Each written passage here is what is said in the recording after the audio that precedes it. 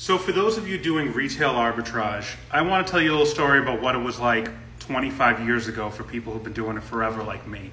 So one thing that I used to always love buying was strategy guides for video games at Toys R Us or Best Buy or Electronics Boutique or any of these places that no longer exist.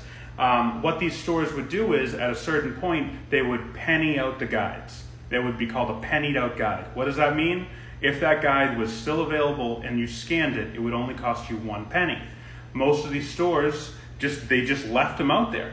So when I was a teenager, which was a very long time ago, I went to Toys R Us and I wanted to buy a strategy guide, and I scanned it because they had the scanners, and it came up as a penny. And I asked one of the employees, is this a mistake? And he goes, no, a bunch.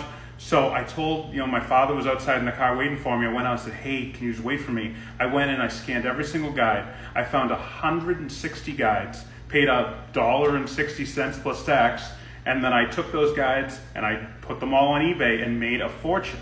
But then as I got older, I went to college, I'm like, okay, this still can't be a thing. And then I went to Best Buy, and sure enough, it was still a thing. They still had penny note guides. So I went to a couple Best Buys, and I found like 20 or 30 guides. But then I said to one of the employees, hey, these couple guides, are there any Best Buys that happen to have like a ton of them? And they told me one of the Best Buys that was like 40 miles away, and they said they have a ton of them. I went there, showed up with a shopping cart, and it was like heaven.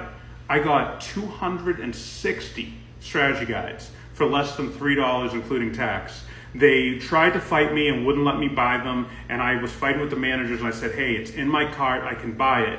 And eventually they just said, fine, but never come back here again. I never did, because it was so rude. But I turned that $2.60 investment into thousands of dollars selling those online.